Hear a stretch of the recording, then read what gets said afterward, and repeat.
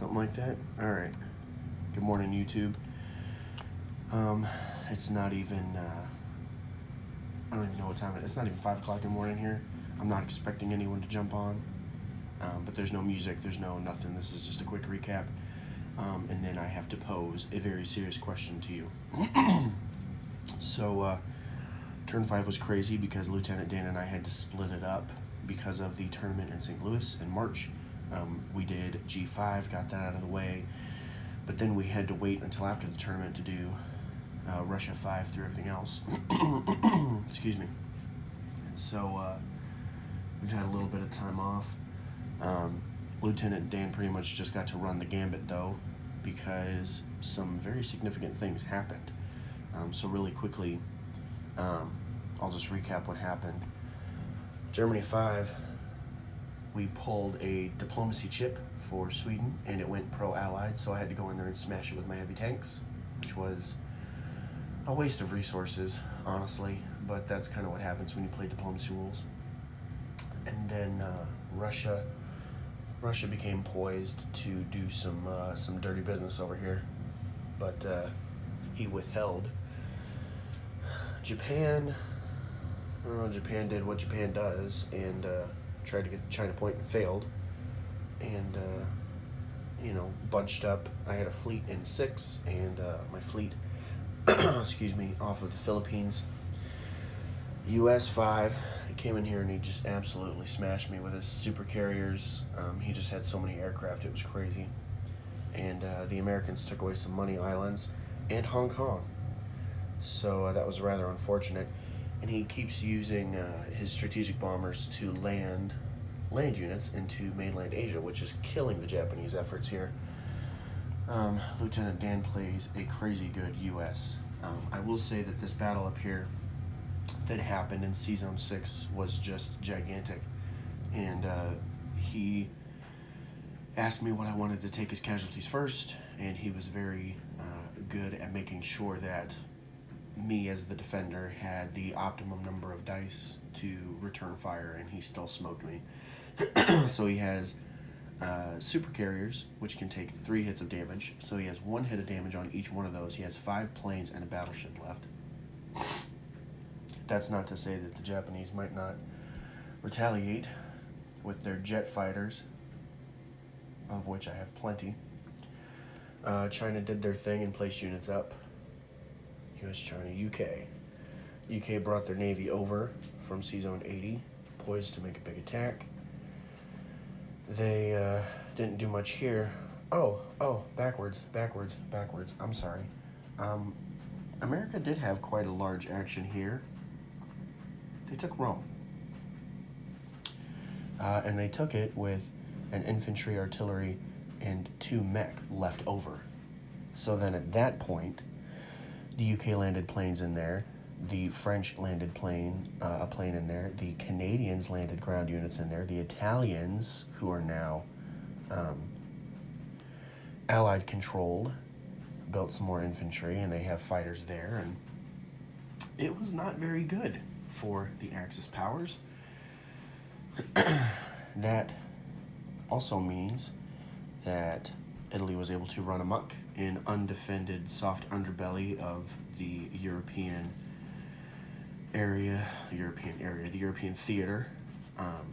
And I apologize to whomever is watching at the moment. I don't have my laptop. This is sorry, I can't view your comments if you're commenting. Don't feel bad if you're not, because I can't get to it. But yeah, so Rome is loaded up and allied. So after his UK turn, he did his Italy turn and just took over Greater Southern Germany, Bulgaria, Yugoslavia, Slovakia, Hungary. It was not good. And then Anzac-Kanarants was pretty basic, pretty I don't want to say weak or flaccid. They just don't have a lot to do. But he did land fighters in Celebes to make it kind of a fortress. There's 3 fighters and 2 land units. So that's annoying. He keeps buying destroyers, which is harmful to the Japanese. So here's the problem. Okay. Now that we're done with turn 5, here's my problem. And here's where I need your advice. I'm going to run through a couple scenarios, but as it sits right now, pre-G6, I only have 7 victory points. I have Berlin, obviously. I have Warsaw for now. I have Tokyo and Shanghai, okay? I also have London, which is good for me, and Manila. So all I have is cities, okay? I have 3 turns left as Germany and Japan to get 5 points and hold them. So I lost Rome, which also lost me the Reich point. Okay, I lost some money islands, which not only lost me oil, but it lost me my rising sun point. So here's my do I capitulate? Do I concede victory? Do I end my misery before it gets any worse? But let me run through a few of these real quick. Japan is the only saving grace here. Japan could potentially get back these 2 islands, and Dutch New Guinea, because he's got transports that are a little ways off. Okay, so they have 3 turns, right? So these transports could come back over here. His defending force is not as large anymore, but he could come and he could try to hit me. But I could take these back and get my oil, 4 out of 10, and my rising sun point. I could get that back.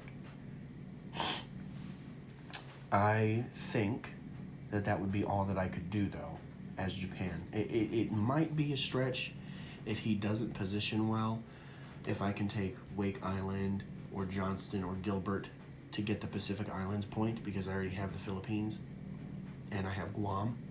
So that's 2. I only need 2 more to get the Pacific Island points. But let's just say I get oil, and let's just say I get my rising sun, and let's say that I get my Pacific Islands points. That's only 3 to my 7, which makes it 10. I would have 10 points. I can't get the China point. I'm going to guarantee you that I can't get the China point, because it doesn't matter if I obliterate this and take this and get this back, whatever. This stack with advanced artillery can go UK 6, UK 7, done, China point, can't get it.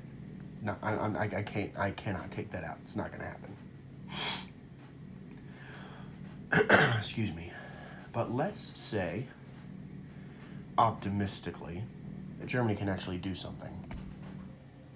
Well, other than holding the points they have, okay, I don't think Germany can gain any more points. All right, I can't get Rome. I'm too far away, and it's too well defended, and there's too many freaking transports in the Med and Atlantic. There's even one down here that you can't see until I scoot it on the screen and knock stuff over. See Zone 81 here. Just chilling in the Suez Canal, just like Evergreen. There's a Brit transport off the coast of Brazil that could make it to Rome by UK 7. This guy here can make it there in UK 6, and just UK 6, UK 7, UK 8. He could load it up with 4 more units with this one transport alone. So Rome's out of the question. Not going to happen. All right. The Third Reich point is not going to happen because I lost all of my Italian assets. There's just no way. I do think that I can make a push for Leningrad. However, Russia has advanced artillery as well, and a lot of tanks. In fact, if you wanted to count his tanks, there are 12 Russian tanks on the board. One of them is stuck over here in Baltic, but there's 6 and 5. And his advanced artillery, 1, 2, 3, 4, 5, 6, 7, 8, excuse me, 8 back here. Then he's got 1, 2 more up there. Like, I could make a push for Leningrad. If I got Leningrad and didn't lose Warsaw in the process, because, you know, he could just kind of sweep under here, then I would have 11. Guys, I don't think I can win this game. It's not going to happen. Even if I made a push towards America to maybe take DC,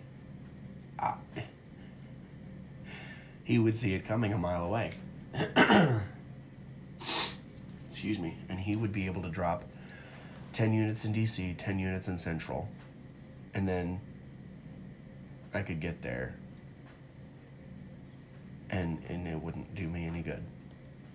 So, I think I'm done. I don't see any hope. I think the maximum points I could get is 11, and that's if everything goes right. I've made too many mistakes. And so again, if you're commenting, I'm deeply sorry. I don't have my laptop. I can't check the comments right now. But when the video is ended, leave me a real comment. Do you think I should continue? Now, don't just say, please continue, because you guys want to see stuff get rolled out.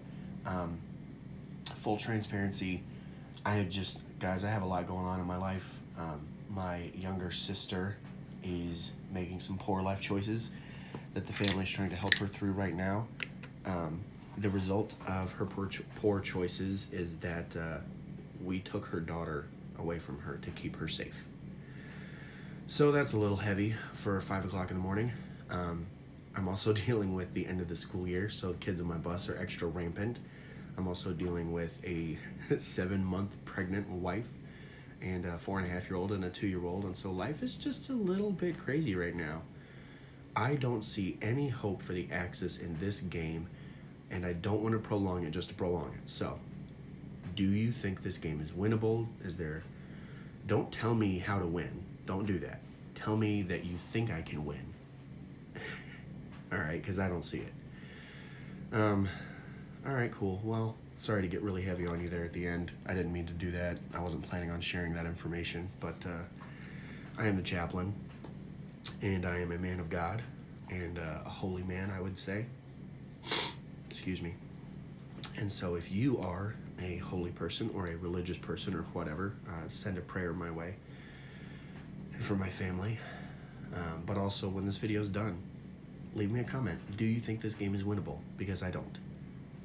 I'll give it about no more than 24 hours, see what you guys think. But this is a mess, guys. I made too many mistakes. And it's a lot easier for the Allies to recover from their mistakes than it is the Axis to recover from theirs. There's little to no margin of error for the Axis here. So, let me know. And apologies for getting so heavy this early in the morning. I'm the chaplain. I'll be praying for you.